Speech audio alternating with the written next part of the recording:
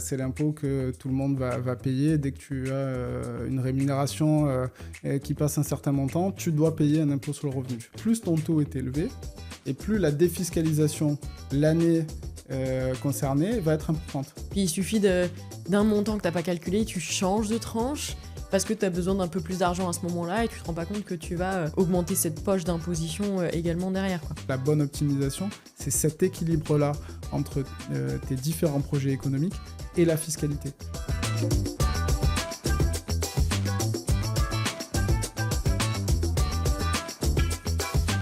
Payer 0 € d'impôt légalement, c'est vraiment possible ? Déficit foncier, PER, dons, nue propriété, tu as sûrement vu passer ces termes dans des posts LinkedIn ou des vidéos YouTube. Et à chaque fois, c'est la même promesse. Tu peux payer 0 € d'impôt légalement. Mais est-ce que c'est vrai ? Ou est-ce que c'est juste du marketing fiscal ? Eh bien, j'ai posé la question à Mathieu Giordano, avocat fiscaliste, pour qu'il nous dise concrètement ce qui est possible, ce qui est totalement exagéré et surtout ce que toi, tu peux mettre en place dès cette année. C'est Out of the Box, 30 minutes, une question, des réponses claires. Disponible partout sur Spotify, Apple Podcast, YouTube, Deezer. Tu choisis, tu écoutes et c'est parti. Bonjour à tous et on se retrouve pour un nouvel épisode d'Out of the Box et je reçois aujourd'hui maître Mathieu Giordano. Alors pour la petite anecdote, Mathieu c'est l'avocat fiscaliste de ma vie. Il va se présenter par lui-même, mais c'est vrai qu'on se côtoie quand même beaucoup. Il suit tous mes dossiers et j'ai trouvé ça extrêmement pertinent de le faire intervenir sur cette question que vous avez pu me poser sur les réseaux. Mathieu, c'est aussi quelqu'un avec qui je peux partir en vacances, parler de structuration dans la piscine. Je pense qu'on va passer un super épisode. Et déjà, bonjour Mathieu. Bonjour Emeline. Je te laisse te présenter. Alors, je m'appelle Mathieu Giordano. Je suis avocat au barreau d'Aix-en-Provence et de Paris.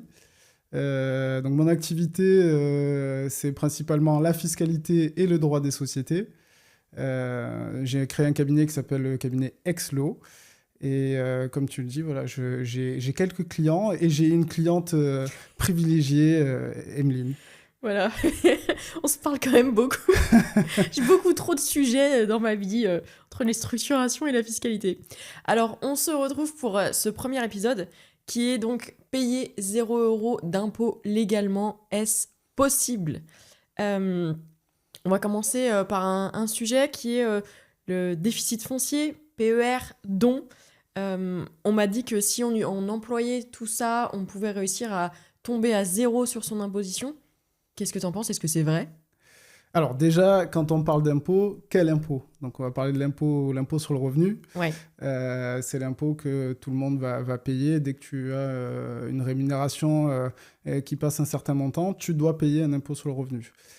C'est la fameuse déclaration du mois de mai qui est toujours un peu difficile pour les clients. C'est une période complexe. Enfer. Voilà. Moi, je déteste, j'ai peur.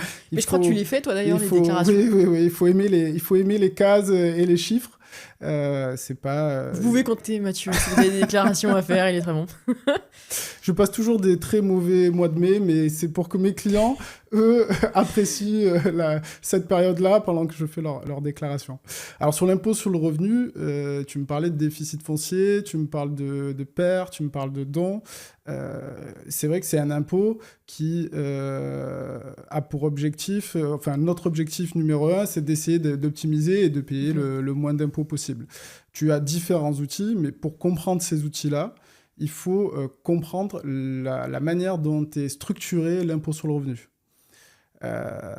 Pour t'expliquer un peu plus, l'impôt sur le revenu est basé, c'est comme si tu avais plusieurs paniers que tu vas additionner. C'est-à-dire que tout le monde connaît par exemple le traitement et salaire.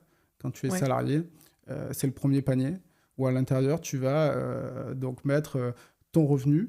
Et à côté de ça, tu vas toujours enlever, donc soit être en forfaitaire, les fameux 10%, soit enlever, être au régime réel. Sauf que quand tu es dans l'impôt sur le revenu, tu as ce panier-là, mais tu en as plein d'autres. Donc tu vas avoir par exemple, très connu, les revenus fonciers, Ça, c'est quand tu fais de la location nue. Toi qui aimes bien l'immobilier, je crois que ça te parle. Je fais pas de nu. Voilà. Et après, tu vas avoir les bénéfices industriels et commerciaux, par exemple. Ça, c'est quand tu fais du LMNP. Là, ça te parle un peu plus. Là, ça me parle un peu plus, ouais. Voilà. Donc, tu as tout un tas de cases où la logique est toujours la même. C'est-à-dire que tu vas mettre un revenu et en face, tu vas soit enlever donc un montant forfaitaire, soit prendre pas prendre le forfait, mais le réel. Donc ça, c'est la première partie. Et une fois que tu as eu ces différents paniers et que tu as obtenu un résultat sur ces différents paniers, tu vas additionner tous ces paniers pour avoir un revenu global. Ouais. Et c'est ce revenu global-là qui ensuite est imposé à l'impôt sur le revenu qui, lui, est un barème progressif. C'est-à-dire que de tel niveau à tel niveau, tu vas payer un taux, par exemple, de 11%, 30, 40. Bon, tu peux aller... On peut aller loin. Voilà. Ok. Donc ça, l'idée, c'est que tu as tous ces paniers-là, et après, tu additionnes, et là, tu vas appliquer un taux. Et une fois que tu as appliqué ce taux, je simplifie un peu, Ouais, bien sûr. derrière, tu vas avoir un impôt, et sur cet impôt-là, tu vas pouvoir avoir ce qu'on appelle des réductions d'impôt ou des crédits d'impôt. D'accord ? Donc, tu as tout un tas d'étapes, et en fait, pour dire, quand on dit on va optimiser ou on parle aussi de défiscalisation, tu vas pouvoir intervenir à différentes étapes. Et c'est là que je te parle de ça, tu vas te dire pourquoi je te parle de ça, pour le déficit foncier, pour le compris ma PER question, et pour le don. Voilà. Oui. C'est parce que quand tu vas regarder ces différents éléments, tu vas agir pas à la même étape de ta structure d'impôt. Alors par rapport à ce que tu me dis, est-ce que je vais pas avoir en tête de me dire, bon, effectivement, j'ai tous mes paniers, j'additionne mes paniers, j'arrive à mon impôt. Donc là, ce qu'on peut se dire, c'est que chaque panier est différent et je vais faire en sorte de mettre en place des process pour venir baisser mon panier. Et quand je vais le cumuler, j'aurai une base qui va être moins élevée. C'est exactement ça. C'est exactement ça. Et en fait, si je prends les différentes étapes, par exemple, je vais prendre le déficit foncier. Le déficit foncier, c'est quoi ? Déjà, c'est que tu es dans ton panier revenu foncier. Donc, la fameuse location nue que tu n'aimes pas, Emeline. Oui, c'est ça. Voilà. Mais qui est important pour certaines personnes, ça dépend des gens. Qui est quand même le régime de base. Oui.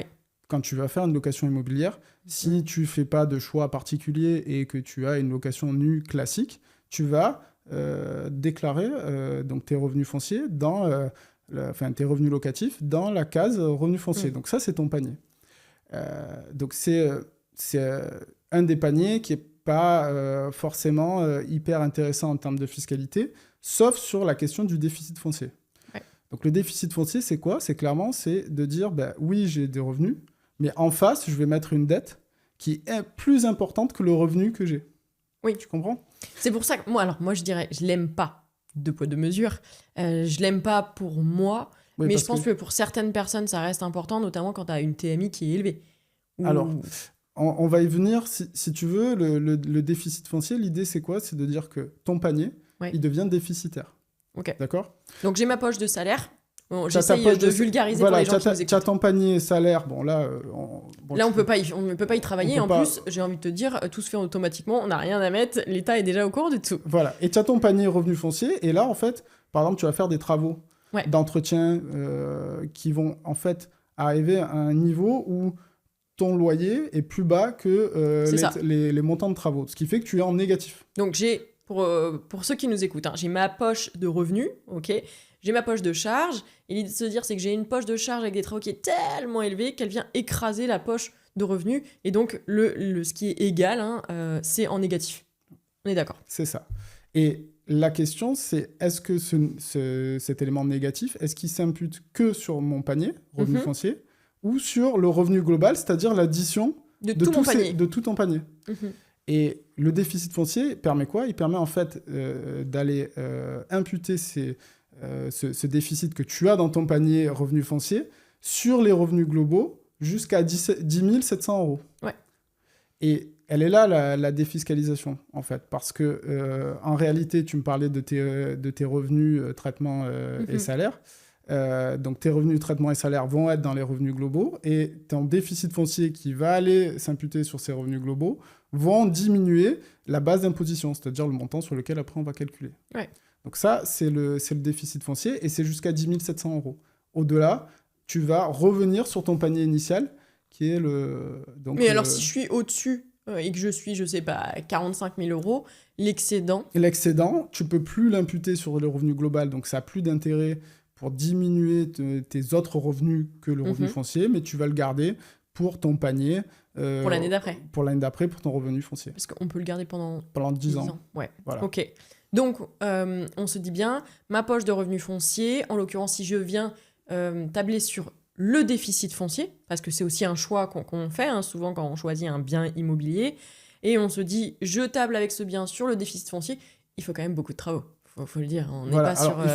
c'est un projet, tu vois, on parle de fiscalité, et en tant qu'avocat fiscaliste, on peut avoir une petite tendance à être que sur les règles de droit, les règles fiscales, mais il ne faut pas oublier que derrière, il y a un projet économique. C'est-à-dire que si tu veux faire du déficit foncier, il faut que le projet s'y prête. Il faut que le projet en lui-même te permette d'avoir pas mal de travaux et donc d'avoir un déficit.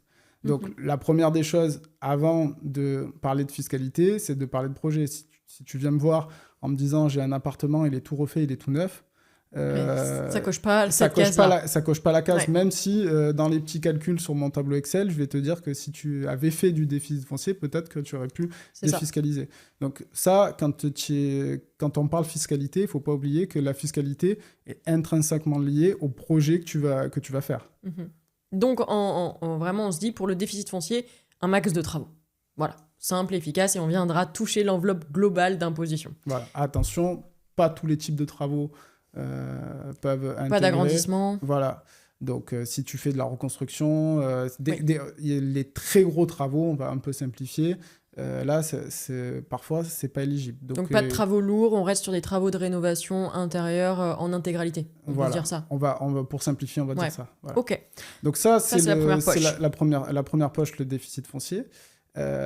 Donc tu as le plan PER, donc pour ta retraite. Plan d'épargne retraite, voilà, plan d'épargne retraite. Donc là aussi, l'idée, c'est d'aller imputer donc le montant que tu vas déposer sur ton contrat sur les revenus globaux. Donc sur l'addition de toutes ces poches. D'accord. Alors, il faut que tu m'expliques comment matériellement je le fais, que j'arrive à me projeter. Alors, imaginons que tu aies un petit peu de revenus cette année et tu te dis, tiens, je vais essayer Je gagne rien, j'ai pas de thunes. Ouais, bon. Alors, je mets de l'argent tous les mois. Je pense que tu peux essayer d'imaginer cette situation-là dans quelques années. C'est ça. Donc, tu te dis, tiens, je vais déposer une certaine somme. On va prendre quelque chose d'assez rond et facile. Je vais dire, je mets 1 000 € sur un plan PER, qui est normalement... donc, le but, c'est d'aller... 1 000 € le premier versement. Et ensuite, je viens mettre donc, des versements réguliers. Voilà. Donc, on se dit premier versement 1 000 € et... peut-être 100 € par mois sur ce produit. Oui, ça peut être intéressant, ouais. Voilà. Et tu vas dire, tout ce que je dépose là-dessus, ça va se déduire de mes revenus, de l'addition de mes revenus globaux. D'accord ? C'est un peu le même principe que le déficit foncier, sur les 10 700 €, où on avait la possibilité d'imputer les 10 700 € sur ce revenu global. Il y a une limite ? Alors oui, il y a une limite. Chaque année, c'est réévalué par la loi de finances, par le législateur. On est à un peu plus de 30 000 ou 35 000 €. On a quand même une belle donc, poche. Il y a une marge. Donc là, après, il faut recalculer, puisque c'est différent si tu es salarié ou si tu es en TNS, par exemple. Voilà. Bon. Globalement, la question du plafond, c'est pas celle-là qu'on se pose parce qu'il y a quand même de la marge. Ouais. Et derrière, l'idée, c'est d'aller chercher cette baisse de base d'imposition, c'est-à-dire l'addition de ces revenus, de ces différentes poches. Et tu vas baisser encore une fois. la base d'imposition sur laquelle, après, on va appliquer le taux. D'accord. Et je peux viser une baisse de combien ? Je me rends pas trop compte. Tu vas me dire, ça dépend de combien tu mets tous les mois, peut-être. Oui, mais... alors ça dépend. Le PER, la vraie question, c'est surtout ton taux d'imposition. C'est ce qu'on appelle la TMI. Ouais. Donc, c'est ton taux le plus haut. Donc, imaginons que ton taux le plus haut quand on calcule l'impôt. Comme c'est un impôt progressif, tu as une partie qui n'est pas imposée à 0%, une partie à 11%, Oui. et tu as la partie qui est la plus haute qui va être donc ton taux marginal d'imposition, la TMI. Donc imaginons que ce soit à 30%. Alors, attends, pour expliquer à ceux qui nous écoutent, donc vous payez, bien entendu, donc vous avez des salaires qui rentrent, et selon ce que vous allez avoir comme revenu à l'année, en gros, ce qui est dans la déclaration d'impôt, eh bien, on va appliquer une TMI, donc le taux marginal d'imposition, tu me dis si je me plante, avec certaines tranches, et plus vous gagnez, et donc plus vous allez payer aussi des impôts. Et donc, en l'occurrence, là, le PER... Le PER, comme il s'impute sur ta base d'imposition, Ouais. Imaginons que tu enlèves dans mon exemple les 1 000 euros, Ouais. c'est comme si tu enlevais 30% de 1 000 euros, puisque c'est le taux le plus haut. Donc ça veut dire que plus ton taux est élevé, et plus la défiscalisation l'année concernée va être importante. Si tu es à 41%, du coup, tu vas mettre 1 000 euros sur ton PER. Ça peut me permettre de changer de tranche, en fait. Ça te permet surtout d'économiser le pourcentage qui correspond à ta TMI. Donc, tu es à 41%, tu vas économiser 410 euros. D'accord. Voilà. Ce qui est quand même assez important. Hein. Ce qui est assez important et qui est d'autant plus efficace que quand tes revenus sont élevés. Ouais. Parce que forcément, ta TMI est élevée et donc la défiscalisation va être plus élevée. D'accord. Alors, avec le PER, je crois qu'il y a quand même un truc où ce que tu payes pas maintenant, tu payes plus tard. Alors, le vrai sujet, c'est que le PER, c'est quoi ? Ça reste quand même un produit de retraite. Ouais. Donc, l'idée, c'est que tu mets de l'argent sur un contrat et le jour où tu partiras à la retraite, tu pourras bénéficier donc de ce contrat et de rente ou de sortie en capital. Mais en tout cas, tu pourras bénéficier de ce contrat à la retraite. Ouais. Mais sauf que ce contrat va être fiscalisé quand tu seras à la retraite. Donc le vrai gain, si tu veux être tout à fait honnête, c'est la différence en fait entre le taux qu'on t'aura appliqué aujourd'hui et le taux qu'on va t'appliquer quand tu seras à la retraite. Oui, parce que j'aurais plus forcément de salaire à ce moment-là. En tout cas, tu risques d'avoir des revenus qui vont être plus bas à la retraite qu'aujourd'hui. Donc quelqu'un qui aurait... j'aurais une autre TMI. Voilà, quelqu'un qui aurait un revenu très élevé aujourd'hui, qui approche les 45%, et qui, à la retraite, aurait une TMI qui serait plutôt autour de 30%, tu as un delta de 15%. D'accord. Voilà. Ouais. Donc, le vrai sujet, et c'est pour ça que le PER, il devient... plus tu gagnes en termes de revenus, et plus le PER est intéressant. D'accord. Voilà. Et je crois aussi qu'il faut le faire en début d'année, non ? Il y a pas plus tu le fais en début d'année, plus ça reste intéressant, ou tu peux le faire même à la fin de l'année, non ? Alors après, ça reste un contrat, comme tu dirais, un contrat d'assurance vie. Donc, non, peu importe en fait. Voilà. L'idée après, c'est quel outil tu vas utiliser. Est-ce que tu vas être en unité de compte ? Je m'en mêle avec le Girardin, où je crois que tu dois le faire au début de l'année. Est-ce que tu es en unité de compte ? Est-ce que tu as des fonds euros ? En fait, après, c'est un produit financier. Ouais. Donc la performance du PER, là, est lié au produit financier que tu vas pouvoir prendre sur cet outil-là. Donc, on n'est plus dans la fiscalité, mais donc sur l'outil, juste sur le point de vue fiscal, l'idée, c'est vraiment, j'enlève cette partie-là du revenu global. Donc, en fait, je baisse ma base d'imposition. D'accord. Donc là, on se dit, on a eu le déficit foncier, qui reste intéressant. Le PER, très intéressant. Je ne sais pas si on dit PER ou PER, j'en sais rien. Peu importe. Le plan d'épargne retraite. Le plan d'épargne retraite. Qui est intéressant à une certaine hauteur de taux marginal d'imposition. Et ensuite, tu me parlais de dons. Et là, c'est pour ça que c'est intéressant de comprendre comment fonctionne l'impôt sur le revenu. C'est que le don, lui, il ne s'applique pas au même stade. C'est-à-dire que le don, lui, va s'appliquer une fois que tu as calculé l'impôt. C'est-à-dire qu'une fois qu'on a passé ces différentes poches, qu'on a eu notre revenu global, où on a peut-être imputé donc, notre déficit foncier, notre PER, etc., on va donc le passer dans les différents taux d'imposition, on va obtenir un impôt, ce qu'on appelle l'impôt brut. Et cet impôt brut, je donne facilement, par exemple, un exemple. On te dit, tu dois payer 1 000 euros. Là-dessus, tu vas pouvoir imputer des dons et imputer tout ce qui est réduction d'impôt et crédit d'impôt. Dont les dons, c'est une réduction d'impôt. Donc, on n'est pas au même stade. C'est-à-dire qu'on a déjà calculé l'impôt, on sait combien tu dois payer normalement, et directement, on va enlever le montant qui est prévu pour ce don-là. D'accord. D'accord ? Alors attends, il faut que j'arrive encore une fois à me projeter. Donc on se dit, j'ai, je sais pas, 3 000 € d'impôts à payer. Et on va se dire, il y a un montant pour le don que je peux Alors faire après, max ou il y a, pas? il y a différents dons. Tu peux faire... Par euh, exemple, si on prend, est-ce que ça rentre dedans le don pour la Croix-Rouge? alors, tu vas avoir Non? des dons où tu as, par exemple, une défiscalisation autour de 60%. Ouais, T'as certains cas où tu peux aller jusqu'à 75%. Donc, sur des associations bien spécifiques. Et en fait, l'idée, c'est qu'imaginons sur 75%, si je donne 100 euros, on me fait une réduction de 75.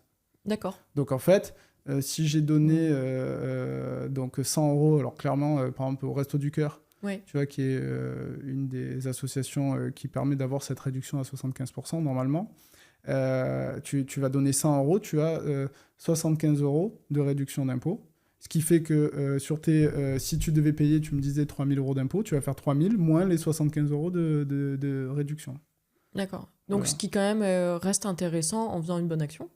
Oui, ça permet, en fait, c'est une manière pour l'État de booster les Ouais, dons et toi d'utiliser ton impôt pour des œuvres humanitaires ouais, qui te tiennent à cœur. d'accord. Ok. Donc là, on a vu déficit foncier PER et les dons. Est-ce que tu as d'autres astuces pour revenir retraiter l'impôt? On l'a dit au début, il y a peut-être passer, au lieu des 10%, passer au réel.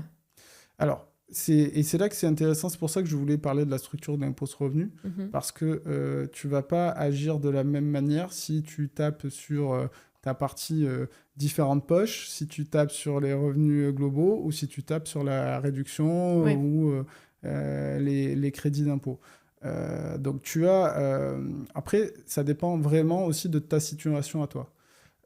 Si tu es, par exemple, salarié, euh, donc là, tu vas avoir un revenu, mais tu ne peux pas vraiment agir sur ce revenu-là. Donc au final, sur la partie poche que tu vas avoir au démarrage, à part agir sur le fait de passer au réel ou au forfaitaire, où là, tu vas avoir une petite modification qui va te permettre de diminuer un peu ton impôt. Tu n'as pas beaucoup de leviers, sauf le fait de faire du PER, voire du déficit foncier. Mais bon, on n'est pas toujours Et- dans le cas. Chaque année, tu ne vas pas acheter un appartement et forcément, bon, voilà. Donc, ce qui se passe, c'est que quand tu es là-dessus, tu vas peut-être aller plutôt sur ce qu'on appelle la défiscalisation, c'est-à-dire tout ce qui est réduction d'impôts, crédit d'impôt. Il y a eu une époque où, par exemple, était appliqué le fameux Pinel, je ne sais pas si voilà. Ça, c'était une des solutions qui était Oui. évoquée et qui était présentée par l'État pour réduire tes impôts. Et alors là, on agissait sur la réduction d'impôts. Tu Oui, vois. pour mettre les gens dans la galère parce qu'ils pouvaient pas revendre. Enfin, moi, ça me semble improbable, ça. Voilà, moi, C'était un peu une arnaque, quand même. je te parle que de la Bien fiscalité, je sûr. veux pas me mettre à dos tous les gens Mais qui... bon, enfin... Mais voilà, mais pour te faire comprendre que là, en fait, on est sur de la défiscalisation pure. Mhm. Donc, on va aller sur vraiment la réduction d'impôts. Et les réductions d'impôts, en fait, c'est l'État qui prévoit Oui, c'est cette aussi pour réduction-là. booster, enfin, pour eux, l'économie, En fait, c'est puisqu'ils une te manière font de une flécher. réduction pour, par exemple, acheter des biens, donc ils relancent, je dirais, je dirais le milieu de l'économie et de l'immobilier là-dessus. En échange, ils te promettent une baisse d'impôts, et ça, je dirais que ça dynamise un peu le cycle. En fait, c'est une Ouais, manière de flécher l'impôt. ouais, C'est-à-dire que plutôt que de dire pour l'État, je vais subventionner tel ou tel élément, l'État dit ben, si vous allez faire tel investissement, nous, on vous donne une réduction d'impôt. Donc, ça peut être pour dynamiser la construction immobilière, pour tout un tas de choses, et c'est ce qu'on appelle un mm, peu les niches fiscales. ouais. Mais les niches fiscales, il y en a énormément, et c'est l'État qui les prévoit. C'est pas quelque chose d'interdit ou Oui, il faut les utiliser, oui. voilà. Donc ça c'est le cas où tu vas pas pouvoir agir au démarrage, mais tu vas pouvoir agir que sur la réduction, les crédits d'impôt. Par Mhm. contre, demain, tu es chef d'entreprise et là, tu vas avoir une véritable action sur ta rémunération. Et c'est là que là, tu vas pas agir au même niveau. Tu vas pas aller forcément sur des réductions d'impôts, mais tu vas agir sur les différents paniers que tu as. Ouais. Donc, par exemple, si tu as des revenus en tant que dirigeant, c'est toi qui décides chaque année quel est le niveau de rémunération que tu veux te Oui, verser. bien sûr. Et donc là, c'est là tu structures véritablement ton impôt sur le revenu. Donc tu vas regarder ce dont tu as besoin chaque année en termes de revenus et le caler de manière à ce que tu payes, enfin en tout cas, tu payes l'impôt juste par rapport aux revenus dont tu as besoin. Et ça ne sert à rien en fait de se verser des revenus énormes si tu n'en as pas besoin, puisque tu vas sinon gonfler ce premier panier. Ouais. Euh, Le traitement et salaire. Voilà. Et au final, tu vas te retrouver avec un impôt sur le revenu qui est beaucoup plus important, d'autant plus qu'il est progressif, c'est-à-dire que plus tu gagnes et plus l'impôt est élevé. Oui. Puis il suffit d'un montant que tu n'as pas calculé, tu changes de tranche parce que tu as besoin d'un peu plus d'argent à ce moment-là et tu te rends pas compte que tu vas augmenter cette poche d'imposition également derrière, quoi. Voilà. Et ce qui est intéressant, c'est que, bon, là on parle là-dessus, mais si tu as de l'immobilier, il faut prendre en compte toutes ces poches-là et dire par rapport aux revenus que je veux me verser, aux revenus fonciers que j'ai, aux revenus bénéfices industriels et commerciaux, tu additionnes toutes ces poches et c'est en fait ton optimisation fiscale, elle est sur les revenus que tu veux bien te verser ou pas. Ouais, d'accord.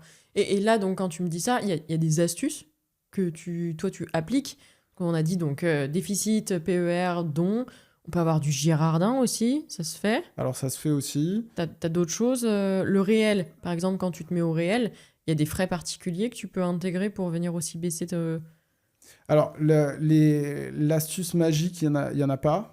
Dommage. Ouais, c'est un peu dommage, mais en fait, il faut avoir une vision globale de l'impôt. Et moi, ma manière de faire, c'est pas de dire, tiens, là, il y a l'élément magique et c'est terminé. Il faut avoir une vision globale de ton patrimoine, une vision globale des revenus que tu as. Il faut essayer de structurer tout ça pour que les différentes poches dont on a parlé soient optimisées par rapport à ta situation. Ouais. Et ensuite, c'est ta situation qui va déterminer quel est le type d'optimisation que tu vas appliquer. On l'a vu, par exemple, si tu as tendance à avoir des revenus très élevés, tu vas avoir une TMI qui va se retrouver à 41 et voire tu vas te retrouver à 45%. Et là, la notion de pair est essentielle, puisqu'on l'a dit, tu vas pouvoir tout de suite gagner sur les 1 000 € que tu vas déposer sur un compte retraite, tu vas gagner 40%, 45%. Sur de l'argent qui reste quand même dans ton patrimoine, parce que certes, tu ne peux pas le sortir immédiatement comme si c'était une assurance vie, mais par contre, ça reste quand même ton avenir, ta retraite, et surtout qu'aujourd'hui, le contrat à pair te permet de sortir, par exemple, si tu achètes une résidence principale, où il y a quand même des cas qui n'existaient pas avant, qui aujourd'hui te permettent aussi de sortir. Donc là, par exemple, tu as un très fort revenu. Là, l'idée du pair est intéressante. Par contre, tu es dans une autre situation, tu es plutôt sur de l'immobilier, tu n'es pas sur des traitements et salaires. Là, la question va se poser, c'est est-ce que je reste en revenu foncier et je fais du déficit foncier parce que le bien immobilier que je vais acheter le permet, parce que je sais que je vais avoir beaucoup de travaux. Mais c'est là qu'on viendra, peut-être on en rediscutera ensemble, mais c'est peut-être que la location nue est pas adaptée. Et là, tu vas aller réfléchir, est-ce que je me mets en meublé? Est-ce que... Voilà. La vraie optimisation, c'est vraiment réfléchir à tes projets, c'est regarder tous tes revenus et voir à quelle étape je peux vraiment agir. Est-ce que j'agis plutôt sur la partie revenu global? Est-ce que j'essaie de diminuer en fait la base d'imposition, ou est-ce que je vais essayer d'aller diminuer plutôt l'impôt directement avec des réductions d'impôt, des crédits d'impôt? Il y a des choses formidables qui peuvent être faites aussi avec les réductions et les crédits d'impôt. Tu as des régimes très particuliers. Après, ça dépend aussi de l'appétence au risque, parce que bon, si tu fais des dons, là, il n'y aura pas vraiment de difficulté. Tu me parles de Girardin, c'est un outil qui peut être intéressant. C'est des investissements en outre-mer, mais il faut que tu aies des partenaires qui soient quand même fiables, parce que les risques existent aussi derrière, pour que ça tienne sur le long terme. Donc, tout ça dépend de ton appétence au risque, de ton patrimoine, de la manière dont tu vas structurer tes différents revenus. D'accord, ok.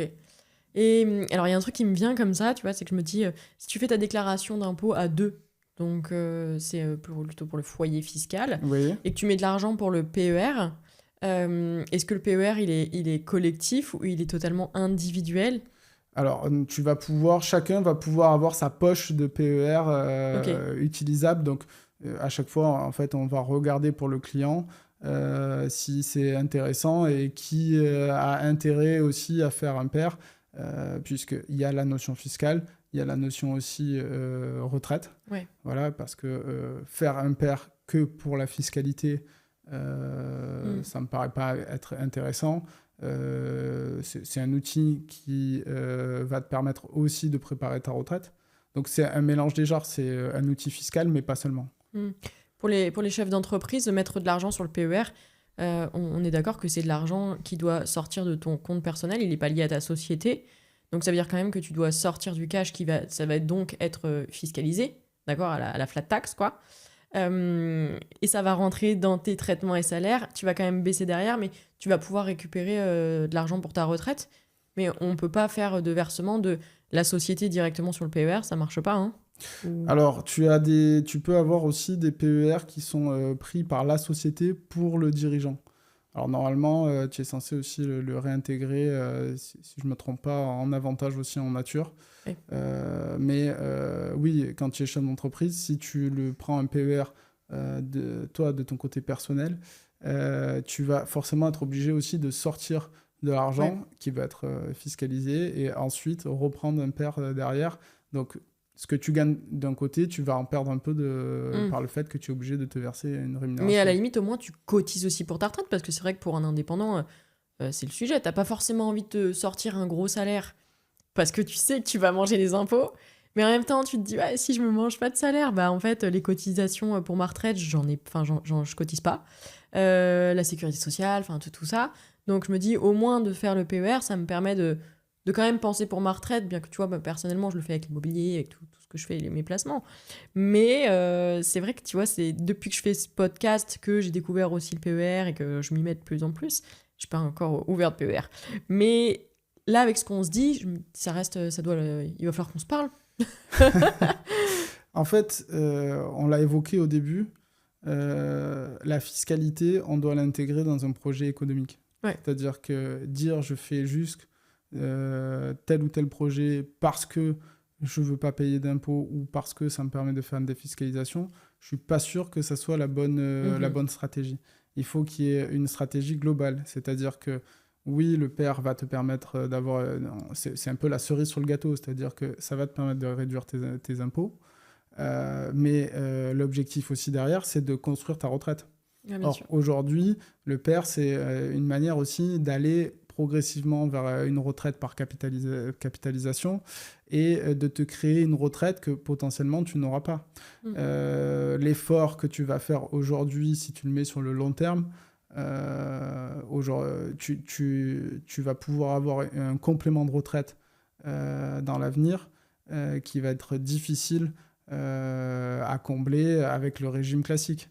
Donc, c'est pas ça qui va faire ta retraite complète. Mais ta retraite, elle va se faire sur une addition de choses. C'est-à-dire de l'immobilier, ça je crois que ça te parle. Ça va. Ton père, il faut aussi conserver une rémunération correcte, même si tu payes un peu d'impôts, parce que ça te permet de cotiser au régime classique. Ouais. Je pense qu'ils aiment pas aussi quand tu ne verses pas de rémunération, hein, de ce qu'on a pu me dire. Alors oui, là, il faut, quand tu es chef d'entreprise, il faut toujours se verser une rémunération normale.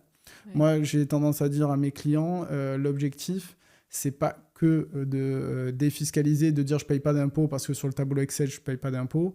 Si vous voulez être tranquille, il faut avoir une rémunération normale et qui est adaptée en fait à la situation de ta société et aux finances de ta société. Ouais. Ce qui est pas toujours évident, hein, parce que c'est vrai qu'en tant que chef d'entreprise, tu as toujours l'impression de te faire exploser de tous les côtés. C'est entre les cotisations, les charges patronales, il y en a partout, l'URSSAF, la TVA, et à la fin, tu te dis, mais si en plus je me sers vraiment une rémunération, mais c'est un cumul, ça s'arrête jamais. Et pourtant, il faut le faire aussi.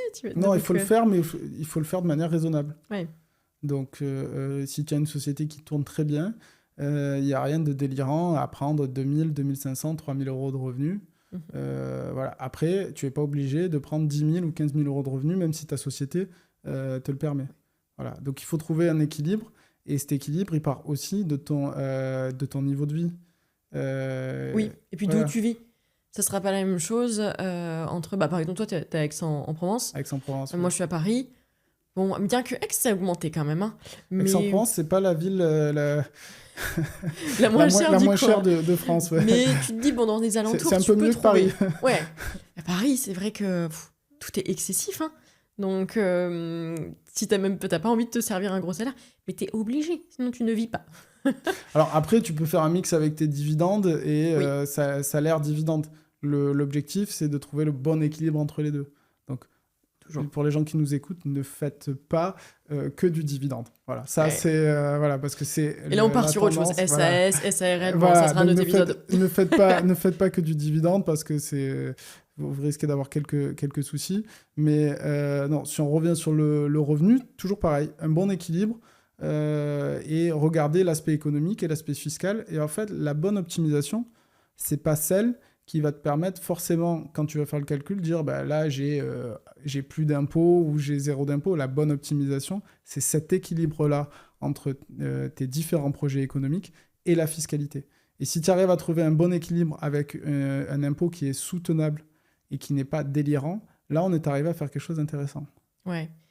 Donc, il y a vraiment, il n'y a pas une stratégie magique, il y a une stratégie par profil. C'est exactement moi ce que je dis quand je fais du coaching en IMO.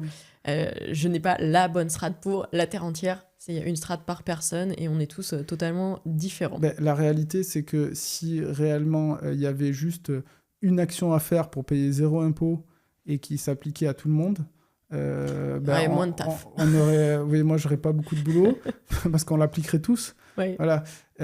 Donc, tu le dis, c'est-à-dire que chaque profil est différent et on a des outils et ces outils-là, on va utiliser, les utiliser différemment en fonction de la situation.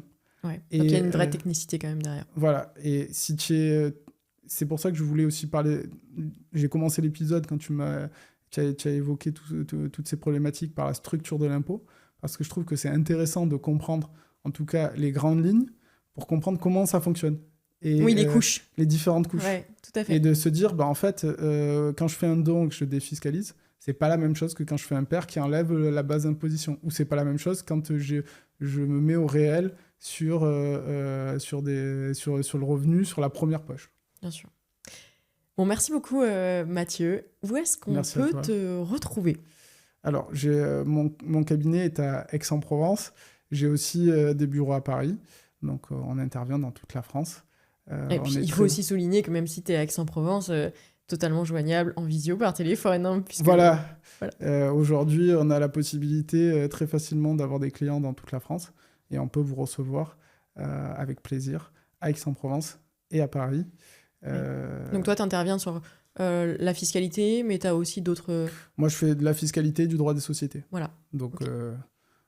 Tu peux aussi parler d'entreprise, de création, etc. Cession, voilà. Mais tout ça est lié. La fiscalité et le droit des sociétés sont quand même deux matières qui se tiennent. Et souvent, en fait, on a la partie conseil, fiscalité, c'est-à-dire comment je vais faire pour payer moins d'impôts si je cède mon entreprise, etc. Et puis après, un peu le bras armé, c'est-à-dire...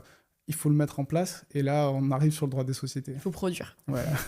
Super, on mettra toutes tes coordonnées de toute façon dans la description de l'épisode.